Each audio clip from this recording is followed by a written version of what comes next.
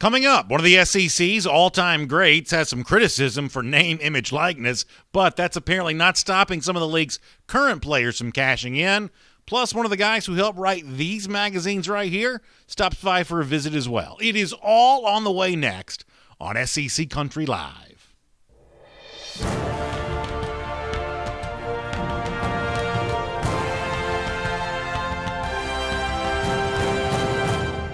Hello, everybody. Welcome into SEC Country Live. My name is Brandon Adams. Busy show for us. In a few minutes' time, we'll speak to Stephen Lassen, who helped write the Athlon Sports College Football Preview magazine. He, after all, is the executive editor there. He will weigh in on all the topics that we need to know to get you ready for the upcoming season around college football and the SEC in particular. We'll do that coming up in just a couple of minutes. Also, some funny stuff on today's show that I think you will enjoy.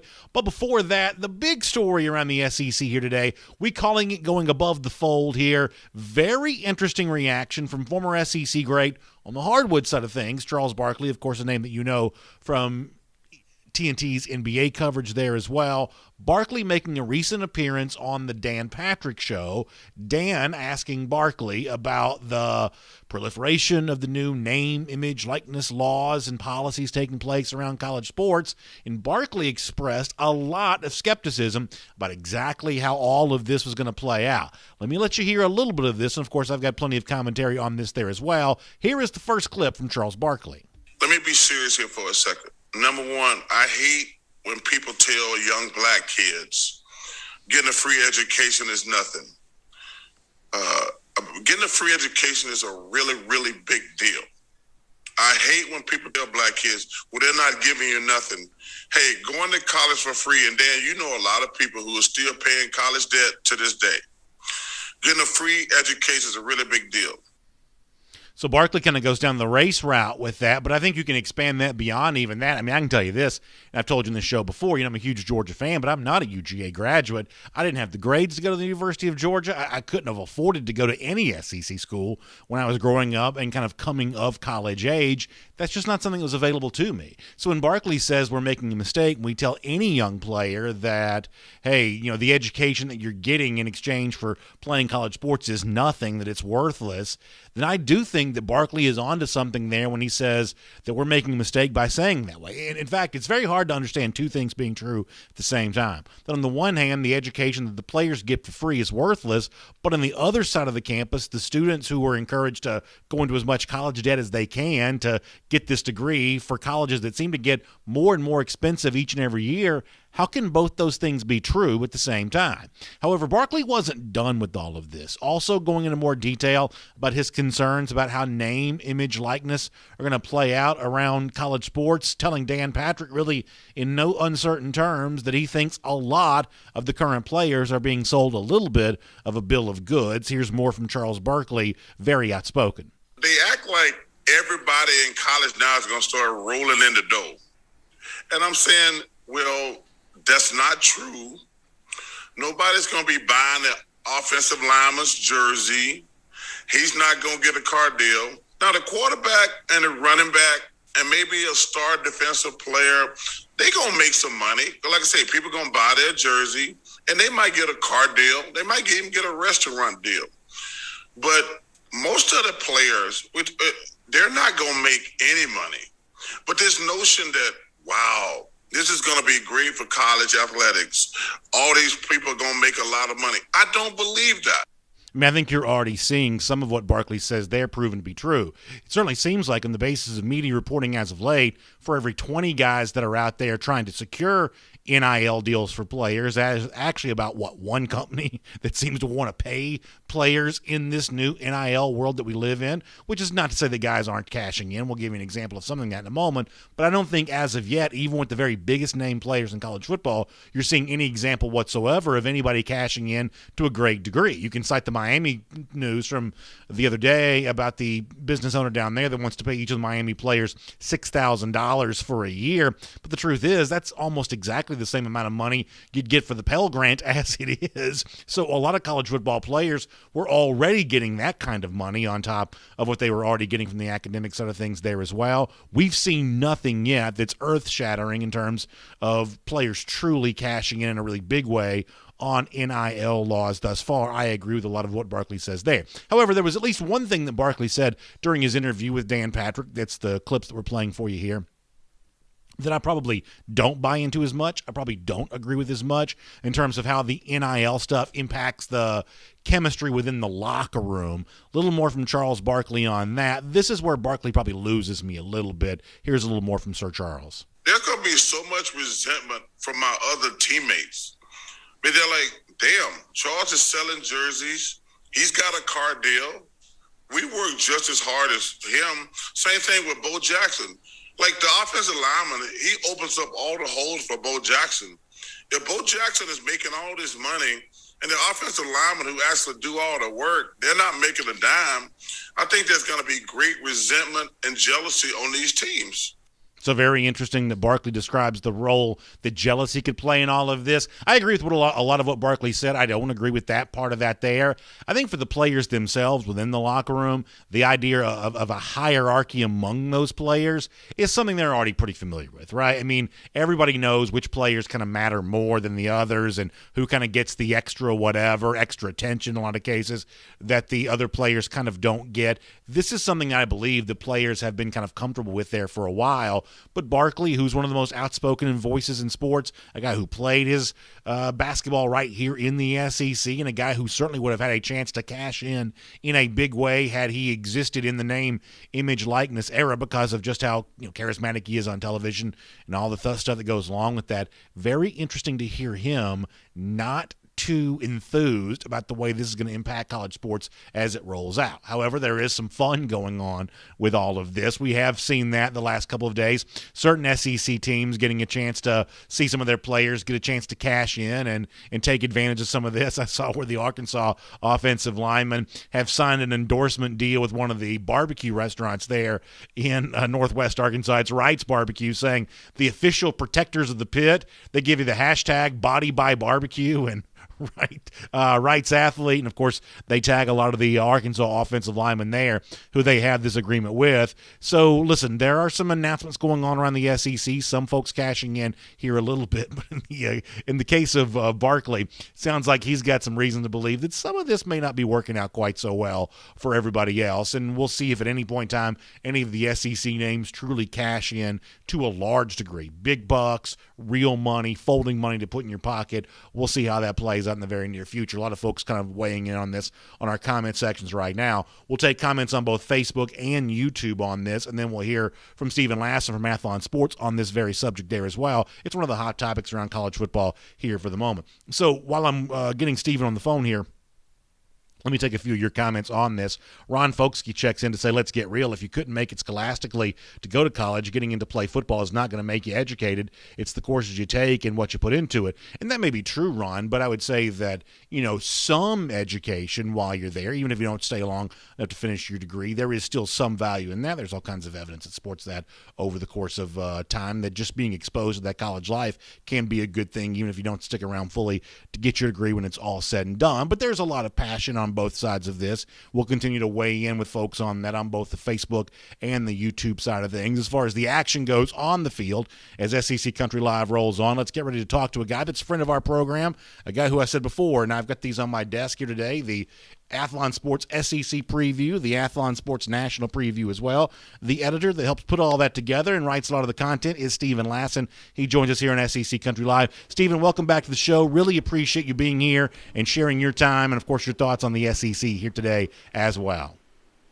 Hey, Brandon. It's always good to talk to you. I hope everything is going well. I was going to tell you I hope the off-season is treating you well, and I quickly realized it hasn't been much of an off-season. It's been very newsworthy for college football. It has indeed. It's been a newsworthy off-season to be sure. And I'm curious to hear your perspective on this before we get into the stuff on the field here a little bit. We're seeing the name, image, likeness laws, and in some cases it's policy because some states don't have a law in place yet. We're seeing that roll out. I don't know that we've really seen anybody cash in to a huge degree yet, but a lot of folks have had announcements made. The Miami thing from maybe yesterday, as big a deal as we've seen, with those players being promised $6,000 $100,000 from a local businessman. We played some audio before you joined us of Charles Barkley making an appearance on the Dan Patrick Show, expressing some skepticism about this, how this is going to impact the players that play college sports right now, obviously football in particular on this. What do you think from where you sit there that the name, image, likeness era has looked like thus far? I think I went into last week with a lot of anticipation about what would happen and what we would see. I think we knew there was a market for advertisers to work with college, and I think we've seen a lot of things, kind of small local deals. You've also seen some national companies advertise with a lot of players. So I think there was a lot of anticipation. We didn't know what to expect. But at the end of the day, I think we kind of ended up in the place that we all thought we would see, which was kind of a variety of deals, maybe not any monster couple $1 million deals. I think the biggest thing in the kind of the uncertainty for me is just what are the impacts short term and long term. You've heard people say, well, maybe it changes recruiting here and there. What could it do for the long term impacts on that? I'm just not sure we're going to see any monster changes as far as how it helps or hurts in recruiting. I think no matter where you go to school, there are going to be opportunities to capitalize off of that from social media or other local businesses. So I think it's just the right thing to do for the players and allow them to capitalize off of that, especially if you think about so many players we've seen in college who were just superstars but never really made it in the NFL. This is an opportunity for them to take advantage of it. So I think it's the right thing to do. I don't think we're going to see any massive kind of on-field changes as far as competition goes, as far as that goes. Well, speaking of some massive changes, there are some of those on the field this year for college football. It's kind of gotten attention a little bit over the last couple of days that if you look at the elite teams, the teams most likely to compete for the college football playoff, obviously a couple of those in the SEC like Georgia and Alabama, outside the SEC programs like Clemson or Ohio State, that a lot of these programs have big changes taking place this year.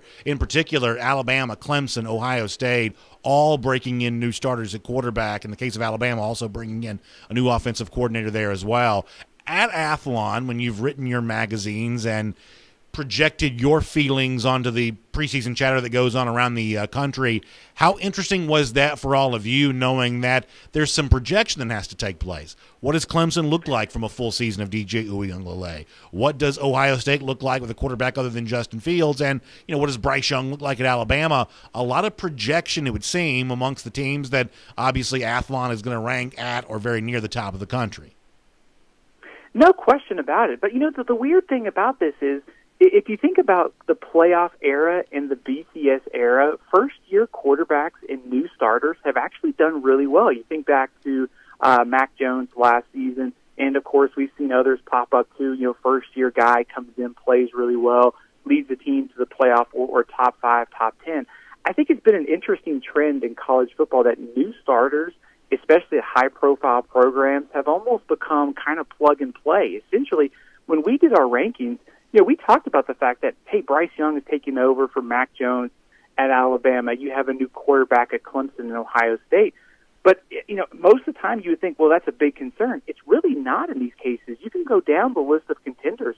Yeah, Alabama's got a new coordinator, a new quarterback, but you see the talent around the quarterback. You also look at Ohio State, the fact they may have the best offensive line and receiving core in college football. It's just a fascinating trend that high-profile programs with really talented quarterbacks don't seem to suffer much of a drop-off, and I think that's what we're projecting ahead to this season as well, not seeing that kind of drop-off you would think from a change of quarterback. Let me make a comparison here between a couple of programs. You have both these teams ranked in your top 11.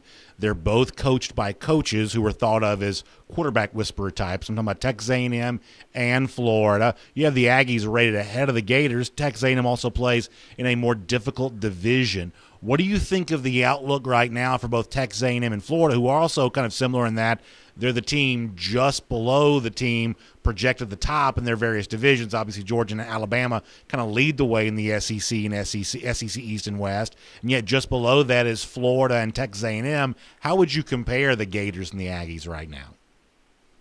I think right now when you look at those two teams, for Texas A&M, the strength of that team is clearly on defense. This is one of the best defenses in college football. And you can also look at the trend line. just slowly trending up under Jimbo Fisher, and especially last season, just nearly making the college football playoff. They come into the season with two big question marks: quarterback play, offensive line. 4 new starters are going to step into place from a very dominant offensive line, not to mention Kellen Mond is gone. The quarterback situation at A&M is interesting because Jimbo Fisher has a great track record, as you mentioned, at quarterback. So it's almost like we come into the season just expecting A&M to have good quarterback play, but maybe the offensive line is the thing that holds them back from cutting into Alabama's lead in the SEC West a little bit more. I think when you look at Florida, you kind of expect the same thing. Certainly a new quarterback in Emory Jones. They've got some new skill talent around the quarterback position. We just expect that team offensively to keep going, maybe not at the level they did last season, and maybe they do it a little bit differently with Emory Jones and his ability to run the ball. I think Florida's going to be fine offensively, but I think that their schedule, when you have to play LSU and you have to play Alabama from the SEC West, not to mention, I still have a lot of doubts about Florida's defense. I think you can go up and down defensive line, linebacker, and defensive back and see question marks there. So I think they both come into the year with question marks on offense. We think that they're going to keep going, but I think when you compare those two teams defensively, I don't think there's any question Texas A&M defensively is head and shoulders above Florida right now. I want to finish with a question about the SEC more broadly in a moment. Before that, though, on the subject of the Georgia Bulldogs, it certainly seems like one of the emerging narratives is, whether it's a perception or actual reality, pressure around Kirby Smart to do more this year than Georgia's done in the past. As you're aware, there's been a little bit of program regression just on the basis of end-of-season results last few years, going from being in the playoff in 2017 to almost making the playoff in 2018 to kind of getting handled pretty good in the SEC title game in 2019 to not even making the SEC title game in 2020. And there are a lot of Georgia fans seemingly who want to see that reversed, and the media, to a degree, seems to pick up on that conversation. How much actual pressure do you think exists around Kirby to improve the end-of-season results from where they've been for Georgia these last couple of years? My response, it would be kind of a little weird, I guess, in the sense that in the SEC, there's an insane amount of pressure on all the coaches in the SEC.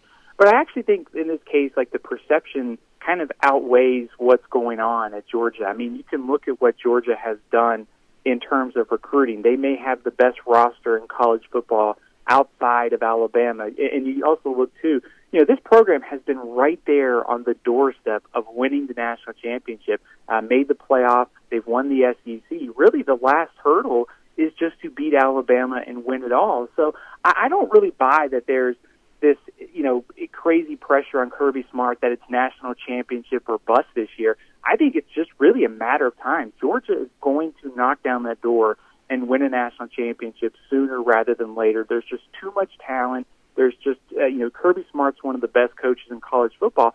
And I also think the addition of Todd Monken is kind of that missing piece. We saw this with LSU. If you want to get past Alabama, you've got to get that offense kind of be a little bit more explosive, be a little bit more open. And I think Todd Monken's that guy. So, yeah, there's pressure because of the SEC, but I also think that Georgia is doing just fine under Kirby Smart, and I think it's really just a matter of kind of when they win that national championship and not a question of whether or not they're actually going to break through. So, quick final thing before we let you go. Obviously, this is the kind of time of year where hope springs eternal for everybody, right? You've got new coaches in several spots in the SEC. Folks are excited about them. You've got second-year coaches looking to take another leap forward. A lot of folks are excited about them. But, unfortunately, Stephen, in the SEC, there's just not room for everybody to be happy. There's just not room for everybody to live up to their fans' most optimistic expectations. So, I hate to finish on a negative note here, but I am curious of your opinion on this. If there's an SEC team out there with some expectations who may find this year falling flat in terms of what their fans were hoping for, which SEC team would you be, and the other writers there at Athlon, would you be most concerned about in regards to what fans are hoping to be able to see, what may be viewed as a possibility, but just on the basis of roster limitations or schedule strength or whatever else is just not going to be a possibility? I think it's LSU. I have no idea what to expect out of LSU this year. They are the biggest mystery in the conference. They were 5-5 last year. Certainly we expected some regression from winning the national championship. But if you kind of an advanced stats and also just from the, total offense, defense stats, they regress pretty significantly. And you add in kind of the off-field uncertainty. They just lost their starting left tackle to the transfer portal. How do the two new coordinators mesh with all the talent there? I think there's a lot of questions about this team. The talent is certainly there, but there are a lot of other X-factor type questions that make me think it wouldn't be surprising to see LSU kind of slip behind maybe an Ole Miss in the SEC West, especially with the firepower that Ole Miss has offensively. I just think LSU is a very big mystery this year coming into the season. Stephen Lassen from Athlon Sports. Stephen, I've told you before, I'm a fan of your magazine. I like the SEC preview. I like the college football preview there as well. Of course, I enjoy the work there at Athlon Sports there too. But for folks who want to find these preseason magazines and educate themselves before the season actually gets here, what's the best way for folks to do that right now? Absolutely. You can go to athlonsports.com. At the very top, there's a link to our store. It's titled under magazines. You can click on that. You can pick up the SEC and National and have it shipped to you. They're also on newsstands and bookstores, grocery stores, everywhere. So two good ways to buy it, online or at the bookstore right now. Stephen, great stuff. I hope we get a chance to speak to you very soon, okay? Absolutely. Anytime. Thanks for having me on. Great stuff there from Stephen Lassen from Athlon Sports. Interesting to hear his reaction, his thoughts about what's going on around the rest of the SEC. We've got more SEC news coming up here in a moment on SEC Country Live. I do want to take some time, though, to give you more of a chance to weigh in on whether what Stephen had to say there or our topic from the very beginning of the show, some skepticism by Charles Barkley, the former SEC great, now TNT NBA analyst and, of course, Basketball Hall of Famer as well, on how the name, image, likeness era is playing out thus far in college sports. So on both YouTube and Facebook, we'll take a few comments here, and then we'll roll on with the rest of the news, including what I would say is a very interesting idea from someone who knows the Florida program very well about how Florida should respond to the recent chatter that's out there. This is good stuff. We'll do that coming up in a moment. All right, a lot of folks kind of weighing in here on the YouTube side of things. Let me take a couple of comments. Jay Shipes weighing in on the subject of Texas A&M, who we talked to Stephen Lassen about a moment ago. He says Mon was a fourth-year starting high draft pick NFL quarterback and lost to Bama by 28 points, and losing 4 offensive linemen will surely make them, better this year. He basically says that sarcastically, so he's not expecting much from Texas A&M, which is interesting to hear. Blake Robinson weighs in. Of course, Blake, a big Auburn fan, saying, whatever you feel about name, image, and likeness, I think it's about time the players get to receive compensation. They're the ones putting in all the work and their bodies on the line to make the schools and the NCAA all that money. And what Blake says there is a difficult argument to refute against. A difficult argument to refute. I'll certainly be honest about that when you see all the money coming into college sports, saying, well, the players ought to get a lot more of the share of that money they're currently getting, seems like a fair argument, except when you consider the full picture of this, that for the average player playing college sports, the idea of cashing in on name, image, likeness revenue is like the farthest thing from their mind. Most players know they'll never make any money off of this. Like for most players, what they see is the dream of playing college sports. And I know this because I talk to these players and their families. I know. And this is one of those things, I know it's a tired narrative to say the media gets it wrong, the media's, covering this wrong. But in this case of the sort of name, image, likeness era and the idea of amateurism in college sports, I can tell you very clearly that I believe the media is mostly getting this wrong about how they discuss this. They discuss this in the idea that players are exploited, that somehow they're taken advantage of, when most players would do anything they could just to put themselves on the doorstep of even having the possibility of playing college sports. That's the real truth of what's happening out there. The young athletes that are looking ahead to their future as possibly a college athlete, they don't dread that because they're going to be exploited. They dream about that because it puts them in the most exclusive club imaginable. The folks who get a chance to play college athletics in the current system we have are literally among the most privileged people on the planet. And yes, the coaches that play the sport make more than the players who played at the college level, but part of the reason why the coaches and the administrators around college athletics make so much money is because they are caretakers of an entity that is so popular. Their money is made by protecting it and making sure that it lives on to be popular for the next generation. So some of that, although it seems difficult to argue against, I actually don't buy into as much as you might think. Cliff Nelson checking in to give you a go Tigers. He also gives me a little bit of a go Dogs, and so I appreciate that, Cliff, there as well. Mike D checking in on the YouTube side of things there as well, and you'd love to see that. Let me get a few Facebook comments here, too. John Cockrell likes the idea, by the way, on a slightly different subject of starting the playoffs around the bowl games. And that's one of the things that, when you think about the way that 12-team expansion is going to eventually take place, that was a little bit controversial, that those top 4 seeds, the 4 best teams in the country, essentially speaking, would not get a chance to host a playoff game in their own stadium. They'd miss that. And there's all kinds of reasons why that's apparently not going to be the case. Most of this points back to the politics that kind of exists around the bowl system as it is. That's always been an issue. Making do with and making peace with some form of that bowl system politics was actually a very important step to take to even get the college football playoff to begin with, because there were a lot of folks in college football that would have been fine if that never even happened. Crowning a legitimate national champion would have been fine for a lot of people in this sport. That's not something I agree with, but just dealing with that politics is something you had to kind of go back and deal with there. Ben Green checking in to say, if I could pick a player in any sport that deserved a championship, it would be Charles Barkley or Reggie Miller, weighing in on what we kind of heard from a little earlier on the show here today. Tim Glover asked the question of when they're going to expand the playoffs. The earliest it could come would be the 2023 season, and it's still yet to be determined if it will happen then. The current playoff TV contract runs through, I believe it's the 2025 season, but there is some thought that maybe ESPN, the rights holder and the sport itself, might just agree to tear it all up and start over again, because that's seemingly what both sides might want.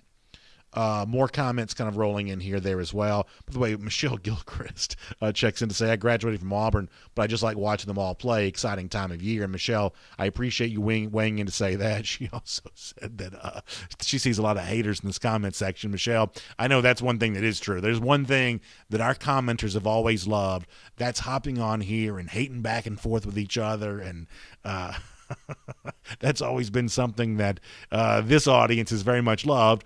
Pretty reminiscent of the way that all SEC fans are from that standpoint. But, Michelle, I appreciate you checking in here and representing the Auburn Tigers in our Facebook comment section today. Patrick Evans says to say goodbye to college football. It's going to be a corrupt cesspool like the NFL, he says, obviously in reference to the name, image, likeness stuff. And I don't know that I would go quite so far as to say that's going to be true, but I do have my concerns about this. When the NCAA says that these kinds of narratives have the potential of making the sport less popular, I take that pretty seriously because, frankly, if for no other reason, that over the course of the last couple of years, as these conversations have intensified, the popularity of college sports as measured by TV ratings has also continued to go down. So when the NCAA says that, I think they have the burden of proof not working against them, but actually, unfortunately, probably on their side there to a degree. Justin, I hope I pronounced this correctly, is it DeGracia? Did I say that right, Justin? I hope I did. Or DeGracia, maybe? He shouts out the Missouri Tigers. I've got a really funny thing on Eli Drinkwitz before we're done today. So, Justin, stay with us for the rest of the show if you can, because I got some good stuff coming up on Drinkwitz here in just a moment. A couple of more comments, then we'll roll on with the rest of the show here. See how folks are kind of weighing in on all this. Ron Folksy says he loves his dogs. Happy to have him checking in. David Gentry checks in to say how long before players bring suit against their coach for lack of playing time promised during recruiting that's affecting their ability to make money. And, David brings up kind of an extreme example, but that is one of the things that concerns me most. And, yes, I'm going to come across as the old guy sitting on the porch on this, and I'm okay with that. But I believe the opportunity to be influenced by a great coach is one of the greatest gifts you can ever be given. And the fact that that's subsidized by TV contracts and ticket buyers and all the ways in which we pay college athletics, the fact that we essentially subsidize that training so the players then get that for free, I think that's an incredible privilege. I mean, I think most of us, whatever walk of life we're in professionally, to think we could have gotten that same kind of training from the elite minds in our industry, whatever the industry was, and think it could have been totally paid for, a complete gift just given to you because someone saw something in you that had the potential of being special. I mean, imagine if we were gifted that. That's what college football players are gifted. And to think that the ability to influence by a coach is going to be reduced by all of this, that all of a sudden, I mean, we already seen this with the transfer portal there as well, where I think some coaches live in fear for their ability to coach. And listen, I'm not talking about like the kind of demeaning behavior of, getting in somebody's face and screaming at them all the time. I think you can be demanding without being demeaning. I think that's pretty clear in life. But I do think coaches that set a high standard for a program, that push players to be better, I think in the modernized world of college athletics, football in particular, that we're moving into, I think that style of coaching is quickly becoming out of style around the sport. I think that's bad for the players who play this game. I do. And I don't mind telling you that. A couple more. Curtis Tobin says it's going to all be short-lived. He means the name, image, likeness era. Once the NCAA starts losing money, it's going to be done away with. I don't think we're certainly in any danger of the NCAA losing money, but the one thing that you're going to see play out through all of this is a big-time cliche alert. So go ahead and just buckle your seatbelts for as big a cliche as you've heard. That college athletics is the one place where the name on the front of the jersey does truly mean more than the name on the back of the jersey. That young athletes, away from the glamour of NCAA sports, it's just harder to cash in on that, because while people love the idea of college sports, the players that play college sports, their brands, their images are made bigger because of their association with them. That's the one thing name, image, likeness is going to bear out and prove, is that the value that you have while you're wearing that college uniform is probably much more substantial than what your value is as an athlete once you don't have that jersey on anymore. So there's plenty of opportunity for us to weigh in on this. I'm sure we'll do that a lot in the days to come. But I do want to bounce around here and get some of the other news around the SEC for a moment. We call this our All Points Bulletin here in SEC Country Live. We check in around the rest of the league here for a moment. Let me go to Gainesville, Florida here for a moment, because I thought Pat Dooley, longtime observer, reporter who's covered the Florida Gators for a long time. I guess now he's kind of moving into a little bit of a retirement phase a little bit. But he had a very interesting idea. You've seen, in light of the new name, image, likeness laws, that some previous, what some folks view as wrongs of the past, now need to be righted. One in particular that gets mentioned is the idea of Reggie Bush, former Heisman Trophy winner who had that taken away from him because of what was viewed as some improper benefits that his family received during the time that Bush played at USC. There's a huge push now, no pun intended, obviously for folks who can remember the Bush push, but there's a huge push now to have the Heisman Trust restore Reggie Bush as a Heisman Trophy winner, to basically give him his award back. And what Pat Dooley, writing on Twitter, of course, a guy who's known the Florida Gators for a long time, is a longtime writer for the Gainesville Sun, here's what Dooley puts on Twitter. He says, if the NCAA reinstates Reggie Bush so he can get his Heisman, shouldn't the SEC reinstate Florida's 1984, 1985, and 1990 SEC championship teams? He says, asking for a friend. Now, first of all, I would say that if your program's past includes 3 different SEC championships that had to be vacated, then maybe you've done something wrong there. But it's actually kind of an interesting point that if Bush gets his SEC, I should say his Heisman Trophy back, are these SEC teams that have been on probation in the past going to start reclaiming titles? And it's not just a situation like Florida where maybe you got a title taken from you. What about a team like Auburn in 1993 that, back then the joke was the best team on the radio. They weren't allowed to, play any games on television. They weren't eligible for any postseason play because of their own probation issues, but they rolled through the season undefeated. They actually took, some of y'all who are Auburn fans can remind me, they took that streak on into 1994 there as well. Had a long winning streak there at Auburn, and obviously basically prohibited from any kind of like postseason deal because of some NCAA type stuff. And part of me wants to say, well, just given the ineptitude of the NCAA to manage any of this, who's there to stop you? Claim whatever you want to claim. National championships, SEC championships, Heisman trophies.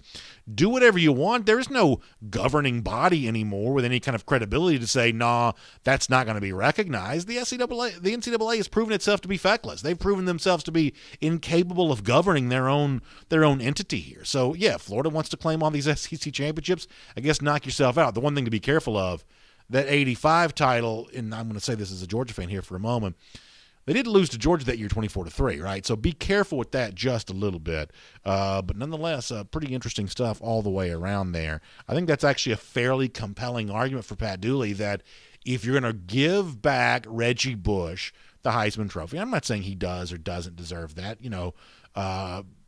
maybe he should have never had it taken away from him, even in light of the improper benefits. But if you're going to do that, it is going to open the door for other players, other schools, other whatever, to start making their own claims for the stuff they want back there as well. And for those who care about the history books, I guess good luck keeping up with all of that. By the way, speaking of Florida, Gators coach Dan Mullen has drawn some attention as of late. I mean, the truth is, I like mocking Mullen, and I had my audience on Dog Nation Daily, the other show that I do, help me in mocking Dan Mullen with all of this.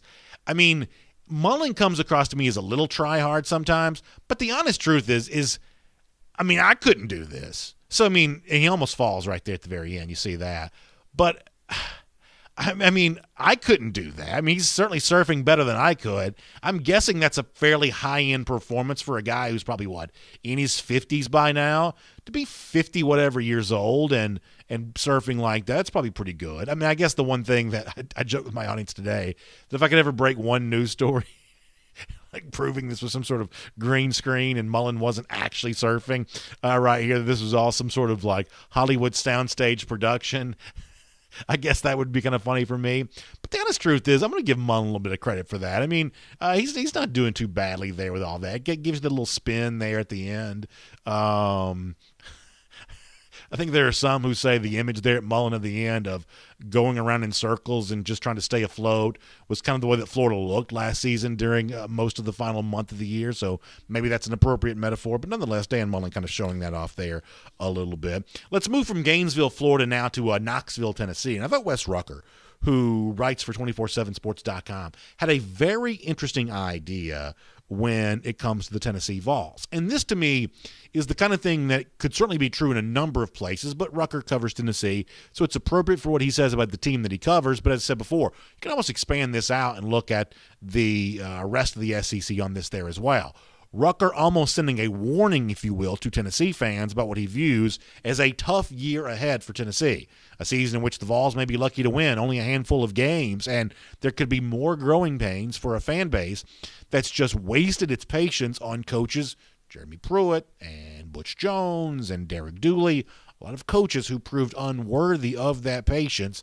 All of a sudden now they're asked to do the same thing again for Josh Heupel, and there is no guarantee whatsoever that Heupel is good enough, that he's big enough, that he's got the level of gravitas needed and required to perform in a job like this. We just don't know. Obviously, Heupel goes into his first season hoping to be able to prove all of that, and Wes Rucker's got some advice for him as he tries to do that. I think this is a really good point. Let me read this for you. This is Wes Rucker's about Tennessee this upcoming season saying, "I'm not sure that Tennessee can be very good this season, so Tennessee better be entertaining." He says it better keep people's attention. It better show people a glimmer of hope for the future. That is Wes Rucker from 24/7 Sports. Now, as someone who follows college football, who talks about college football for a living, and who interacts with college football fans each and every day, let me tell you two things that I know is true. There's going to be a certain pocket of fans who are going to respond back to that and say, "Oh, I don't care about, how you win. I just want to see you win game. I don't care if you win 9-6, just as long as you go out there and win. That's going to be enough for me." There's a pocket of fans that feel that way, but almost all of them are lying. We just see so many examples of this over and over and over again that what Wes Rucker points out end up being true, that if you can be entertaining, if you can play kind of a flashy style, if you can score points on offense, losing 45-42 will be much more well received by the average Tennessee fan than winning a game 12-10 is going to be, or let's say losing a game 14-10 is going to be. That if you lose close, that fans are just more forgiving of a close loss that includes a lot of points than they are a close loss that doesn't include very many points. Those are the kinds of games that are just more frustrating for the average fan. They want to be entertained, which in one regard, would seem to almost play very well into the hands of Josh Heupel. He was a very good quarterback himself at Oklahoma. He was a good offensive coordinator at Missouri. I would say that he was a below-average head coach at UCF, but maybe someone who didn't have quite a big enough sample size to put together what he was truly capable of there. But he's the kind of offensive-minded head coach that if he's got enough talent to work with, and right now it remains to be seen if he does, most people would say that he doesn't, but if he's got at least some talent to work with, he ought to be able to score some points this year and play some sort of entertaining brand of football. And for Vols fans this season, that might have to be enough. That if you can just give yourself, I mean, listen, I've told you before, I'm a Georgia fan. I've lived through the Kirby Smart era there at UGA. You can't discount how valuable it was for Georgia in 2016 in Smart's first year, pulling an upset win against Auburn late in the season when the Tigers came into to Athens. Auburn was like a double-digit favorite that day. Georgia pulled the win off. Georgia was only 8-5 that year. And at times, the offense was not a thing of beauty to watch. But they did pull off the win late that gave some reason to believe. You got to have some version of that. And that's true for Heupel this year at Tennessee. I'd say Shane Beamer seeking the same kind of thing at South Carolina. You can point to a lot of these coaches across the board. Maybe Auburn with Brian Harsin, you're shooting for a little bit above that, although they do play a very tough schedule. But the comparison between the South Carolina and the Tennessee on this, I think, is very interesting in the fact that because Heupel has at least been a head coach before, because his offensive credentials are a little bit more established, that if the goal for two teams that on all the preseason metrics are ranked near the bottom of the SEC and the country, is Josh Heupel set up to make his team more entertaining? Boy, even that may be asking a lot for Tennessee. I view this as among the worst teams in the country and among the worst teams in recent SEC memory. But who's to say that maybe they can't score some points here and there? Maybe they can't pull an upset somewhere on that schedule to give some reason to believe for the future. I think that Wes Rucker's words on that are actually probably worth paying attention to just a bit. Speaking of words worth paying attention to, sometimes it's not what you say, it's how you say it. That's what LSU coach Ed Orgeron is known for. And because he has such a distinctive manner of speaking, everybody thinks they can do an Ed Orgeron impression. Some of them, though, are better than others. How about Mark Sanchez, the now Fox Sports analyst, former USC quarterback, former quarterback of the New York Jets there as well, of butt fumble fame? Sanchez was on with Colin Cowherd the other day, and in talking about taking a recruiting visit to LSU, Sanchez gives you one of the better impersonations of Ed Orgeron that we've heard, certainly from a well-known, famous person here. I'm going to give you just a brief glimpse of this, then you can check out the arrest for yourself there on the Cowherd Show. Very funny from Mark Sanchez doing his own impersonation of Ed Orgeron. Take a look at this. Ed Orgeron walked me in his office at LSU, and he handed me some 30-pound dumbbells. And he's got this rack of weights in his office, and he said, "Hey, let's get a little arm work in. Come on now. Hey, don't forget the shoulders now. Don't forget those shoulders." And I'm like, oh my God. So I think that's pretty good I think that's pretty good all the way around from Mark Sanchez right there. And, frankly, I don't think there's anything wrong with Orgeron having a distinctive manner of speaking, that when he does talk that way, I think it works for him two ways. First of all, there's no question it's made Orgeron more famous, right? I mean, Orgeron's style of speaking, the way that he talks, has clearly made him more famous.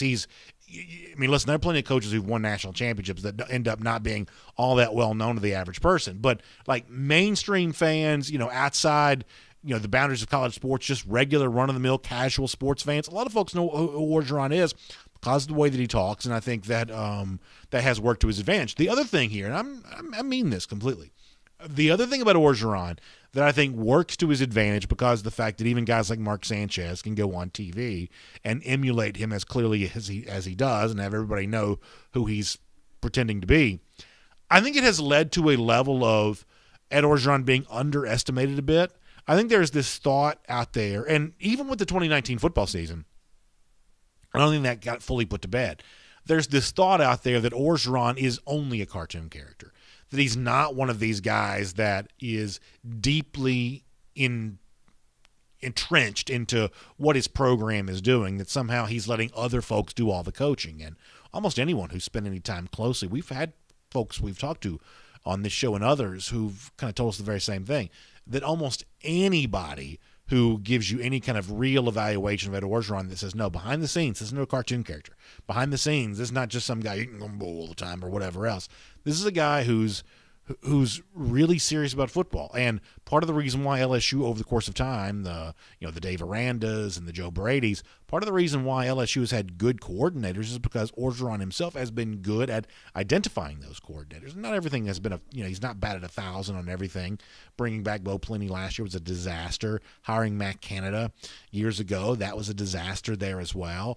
But Orgeron has been one who has really understood the way that a program is supposed to work. And he did lead LSU to a national championship. And this comes up in our comment section a lot, and a lot of our LSU fans bring this up.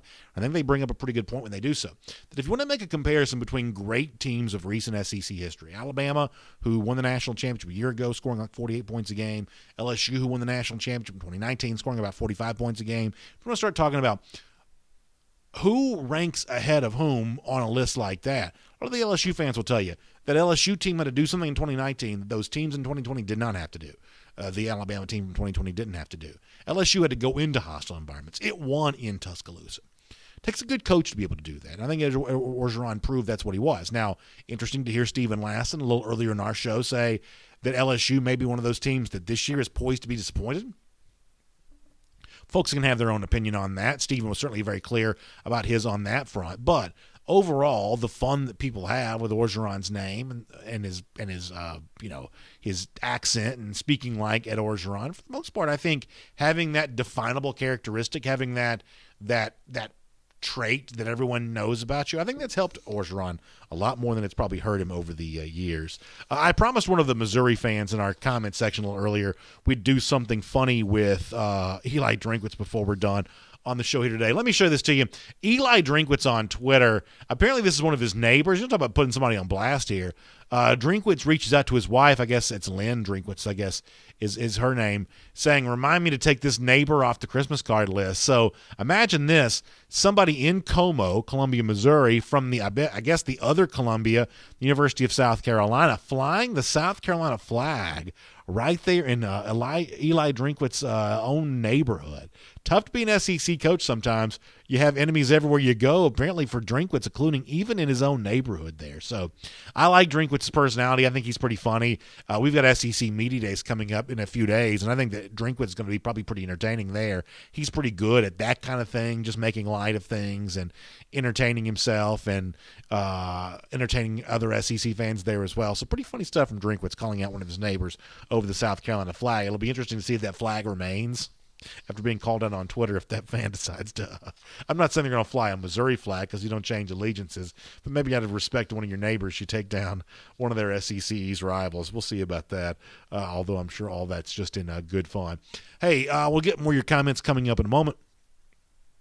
One more thing before we do. I thought that John Wilner, writing for the San Jose Mercury News, had an interesting idea that one of the things you're seeing from the Pac-12 a lot more as of late is expansion into Las Vegas. Of course, the league's new commissioner was a former casino executive there as well, but even prior to that, we've seen conference basketball tournaments move into Las Vegas. We've seen now an announcement that the Pac-12's football championship game is going to move into the new Raiders' home. It's going to start played there after being played in Santa Clara, California, the home of the 49ers for quite some time.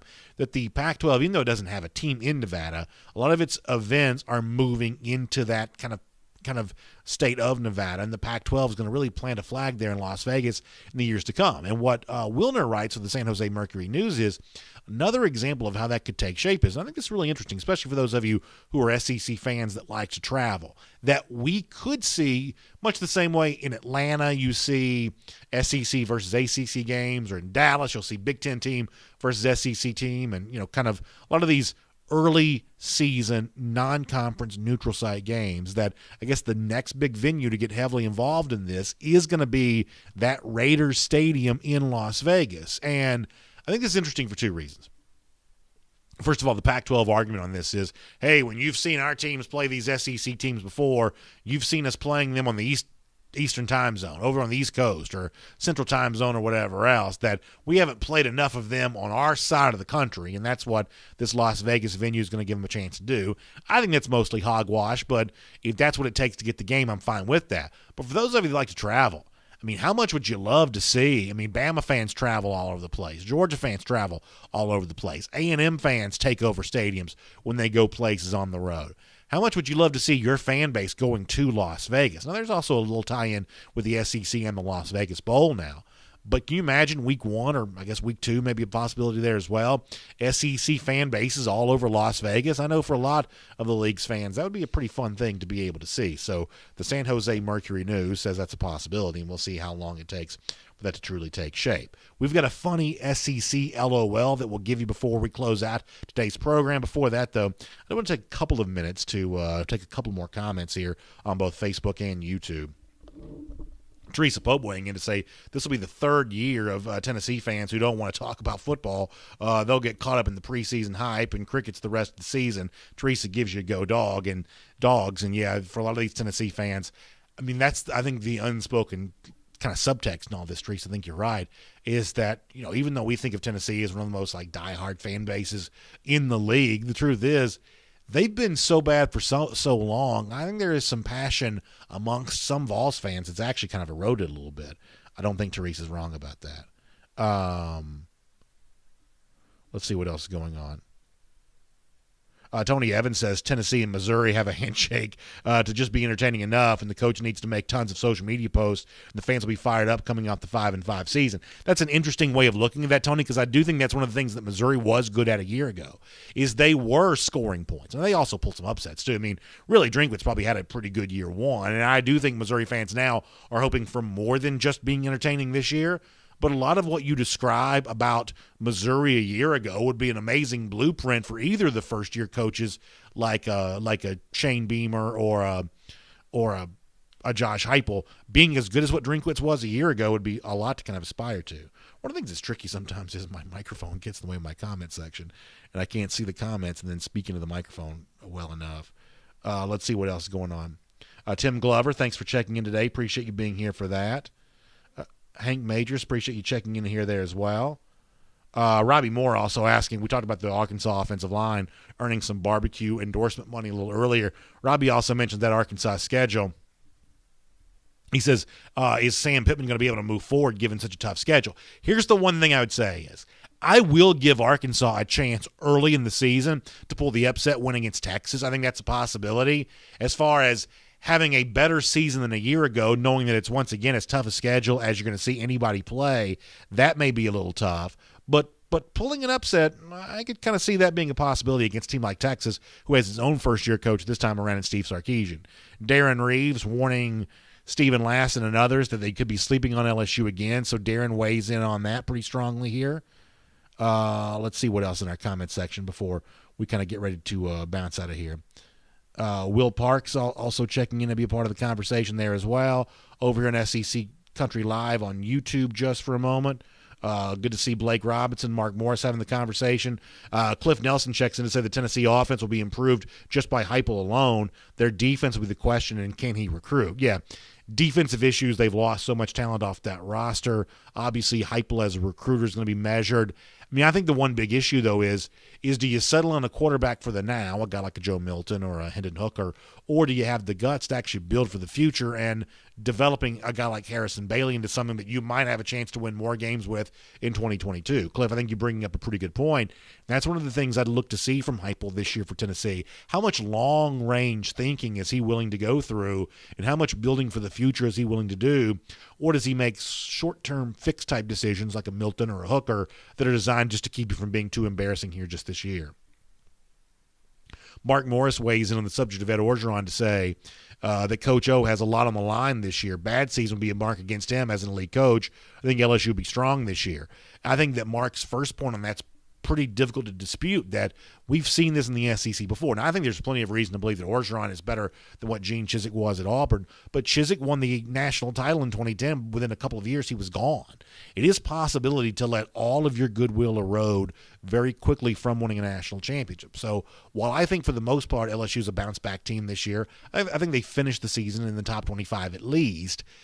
There is certainly some proof that if you don't win quickly on the heels of winning a national title, people get pretty restless pretty fast. I don't think that Mark's wrong for saying that. Mike D says Las Vegas Raiders just sounds soft, unlike Oakland. So Mike D apparently thinks the Oakland Raiders sound a little tougher than the Las Vegas Raiders. Jay Shipe says, thanks for not forgetting about us over here today. Yeah, I try to take care of you guys on the YouTube side of things. By the way, Dallas Schwartz, who's a big USC fan who checks in with us on YouTube, says the Trojans will be happy to slap the snot out of the SEC come college football playoff time. So obviously Dallas feeling pretty good about some recent recruiting wins out there for USC. Blake Robinson also part of the conversation there as well. Johnny Lester also reminding us that Jimbo Fisher was gone out of Florida State pretty quickly after winning his own national title, and Johnny's right about that. It's not just the SEC where that kind of thing can happen. Now, as I said before, I think Orgeron will win enough to keep that from happening because he was winning enough of his SEC games and covering the spread enough prior to winning the national title. But you talk about pressure on coaches. I don't think there's any doubt that Orgeron feels some of that as you move towards the new year. Great comments on both comment sections. It's been a really fun show to be a part of and be able to do. I want to finish with this. So obviously everybody's kind of getting used to the name, image, likeness era around college sports. And for a lot of athletes, they're trying to put their own spin on this on their own social media to increase their chances of really cashing in. Some of the guys who do this are really famous, and some of the guys and gals who've done this maybe not quite so well known to someone like me. Latest example of this is a guy named Jake Brand, who is a Division III tennis player who you normally wouldn't have much of a reason to care much about, but when he makes his own pitch on his own social media for why you should maybe consider him as a name, image, likeness style endorser, I think you'll agree with me that this is pretty funny. This is our SEC LOL for today. Take a look at this. Hi, I'm Jake Brand, junior tennis player at Simpson College. In Division III, we don't get athletic scholarships, but thanks to name, image, likeness, I can make money off the Brand brand. Maybe now I won't have to work 4 jobs. I'm going to auction off items to the Jake Brand tennis experience. These are game-worn shoes that I played in while leading the conference in double faults. Dream of being the 8th best player on the 6th best D3 tennis team in Iowa? Well, I'll give you a lesson right after I finish mine. Finally, I will go to your house next weekend to watch the Wimbledon finals. I'd have you at my place, but I have 5 roommates. The Jake Brand tennis experience. Shoes, lessons, memes. Bids to @JakeBrand32, Venmo straight cash to Jake-Brand. Together, we can change lives, especially mine. So I think that's pretty funny. The part that gets me is, what does he says? The 8th best player on the 6th best Division III tennis team in the state of Iowa. Very funny stuff from Jake there, an example of some of the creative ways that athletes can market themselves in the name, image, likeness era. Thank you all for being here on SEC Country Live here today. We certainly appreciate you enduring my name, image, and likeness long enough to be a part of the show. Of course, let folks know that we're on this thing every Wednesday, 3 p.m., SEC Country Live on YouTube, SEC Country on Facebook, talking about the SEC, getting ready for SEC Media Days. That's right around the corner. And, of course, SEC talk leading up to the start of the season right after that. It's always fun to do it with you. We'll see you again next Wednesday, 3 p.m. Eastern Time for SEC Country Live. Have a great day, everybody.